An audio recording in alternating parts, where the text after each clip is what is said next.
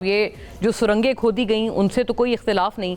और अगर ये आईएमएफ के मुआहदे की बहरहाल वायलेशन तो थी, जिसके ऊपर आईएमएफ ने भी कई मरतबा एतराज़ उठाया है कि आपने हमसे कुछ और एक बात कमिट की और आप कर कुछ और रहे हैं।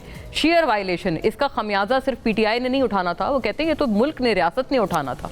बचा लिया इन्होंने। और खान साहब भी आई थिंक कह चुके हैं, जेल में उन्होंने कई एक दफ़ा कही है अपनी बात में कोई गुफ्तगू करते हुए कि शहबाज शरीफ ने संभाल ली मईशत।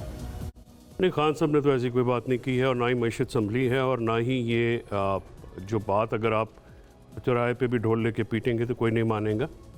गुजारिश ये है कि आईपीपीज़ का मसला जो है और कैपेसिटी पेमेंट चार्जेस का, जिसकी वजह से बुनियादी तौर पे ये इशू स्टार्ट हुआ, ये नवाज शरीफ हुकूमत का तोहफा था। कैपेसिटी चार्जेस आवाम को समझाने के लिए ये होता है कि बिजली का कारखाना जितनी बिजली पैदा कर सकता है, हुकूमत पाकिस्तान ने 2014-15 में उनके साथ ये मुआहदे किए और जो बिजली के कारखाने लगाने वालों में से जो जिनके बोर्ड्स हैं वो आप देख लीजिएगा किन पावरफुल लोगों के रिश्तेदारों के हैं। और वहाँ पे ये हुआ कि आप बिजली जितनी मर्ज़ी पैदा करें, बिजली की उतनी ख़रीदें जितनी वो कैपेसिटी होगी। यानी एक कारखाना अगर 1000 मेगावाट पैदा कर सकता है तो आप उसे अगर 100 मेगावाट बिजली लेंगे तो पेमेंट आप 1000 की करेंगे, जिससे मुल्क को अरबों रुपए का टीका लगा। 2022 में जब इमरान खान साहब की हुकूमत को टॉपल किया गया, उस वक्त की इस्टेब्लिशमेंट के साथ मिल के PDM-1 में तो 20 रुपये का यूनिट था, जिसको बढ़ा के लेटली 85 रुपीज़ तक लेके गए और अब जो है 64 रुपये में से उसमें से 8 रुपये कम करके ये किया गया। इसी तरह का स्कैम जो है वो शुगर का है। शुगर को एक्सपोर्ट करने की इजाज़त दी गई। शुगर की प्राइस जो है उसको अंडर 100 रुपीज़ से 185 रुपये तक लेके गए।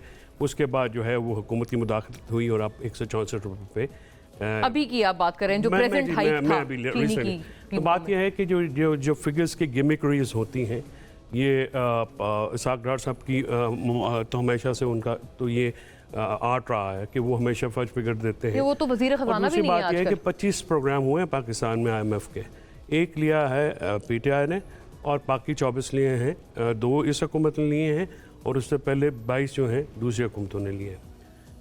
जो बिजली की कीमत अगर कम हुई 8 रुपये तो ये आई कैन टेल यू कि एक तो ये अश्योरेंस नहीं है कि पाकिस्तान में फेडरल डायरेक्ट इन्वेस्टमेंट आएगी, ना ही पाकिस्तान में इन्वेस्टमेंट में इजाफा होगा। उसकी वजह यह है कि बिजली जो पावर सेक्टर की जो अभी भी कीमत है वो रीजन से बहुत ऊपर है।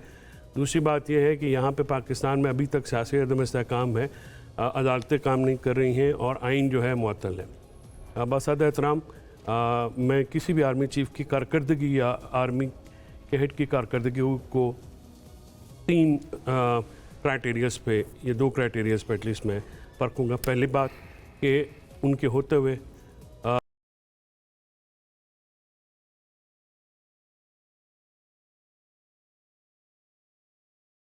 एक minute let me complete. Don't get अक़वाल ज़री लिखूं फैसल के मैं भूल जाऊंगा। नहीं मैं कौसर साहब माजरत मुझे जरा हंसी आ रही थी। कौसर साहब जब बात करे तो उन्होंने ऐसे इनको भी पेपर दें, दूसरी बात है इनको लिखने दें क्योंकि जितनी मर्जी हुआ तो बोलेगा हर बात में। अच्छा नहीं, मैं नहीं बोलता, आपने कौन सा कोई ऐसी बात करनी है कि इसमें बोलना ना पड़े। दूसरी बात है IMF वगैरह के हवाले से भी बात थी, मुल्क में टेररिज्म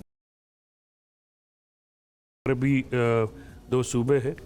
रोकड़ी साहब का जो ज़िला है उससे आगे बॉर्डर शुरू हो जाता है मियां वाली, वहाँ पे जो सूरत हाल है वो इत्मीनान बख्श नहीं है। तो गंडापुर साहब कुछ करें अपने लोगों पे चढ़ाई करने के अलावा? गंडापुर साहब जो को भी करना चाहिए। और गंडापुर साहब मैं आपको ये भी बता दूं कि टेररिज्म जो है वो अगर सियासतदान या वेस्टर्न बॉर्डर के ऊपर जो सिक्योरिटी पॉलिसी है, अगर सियासतदान ही सिर्फ उसके ज़िम्मेदारान हैं तो फिर आपको 40-45 साल जो जहाद का आपने मंत्रा पढ़ा है पाकिस्तान में, जिसमें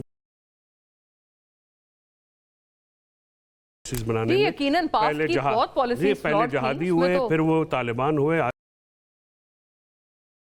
उसकी आज तक हम उसका ये बैड पॉलिसीज अभी नहीं जारी हैं और इसका हम शाखसाना नहीं भुगत रहे हैं। पाकिस्तान में क्या फौजी शहीद नहीं हो रहे, क्या पुलिस वाले शहीद नहीं हो रहे, बिल्कुल यही वाली बात है। तो गंडापुर साहब हमारे बच्चे नमाज़े जनाजा में भी नहीं जाते, बीमारों से नहीं जाना चाहिए, उसको क्यों नहीं जाते, जाना चाहिए ना। तो अब अंडर गवर्नेंस और मैं तो ये समझता हूँ कि देखिए कोई भी इदारा वही की या फाइनेंस मिनिस्ट्री की परफॉर्मेंस जानना चाहूँगा, प्राइम मिनिस्टर की जानना चाहूँगा। That's better. पॉलिटिकल स्पेस से इस हुकूमत ने सबमिट कर दी है, उसको लेने में शायद डेकेड्स लगे। वैसे आपने तनकीद की डार साहब पे कि वो फिगर फजिंग वगैरह वो तो आजकल नहीं है ना फाइनेंस मिनिस्टर, इसकी थोड़ी सी क्लैरिटी दे दें। वो डिफेक्टो तो वही है।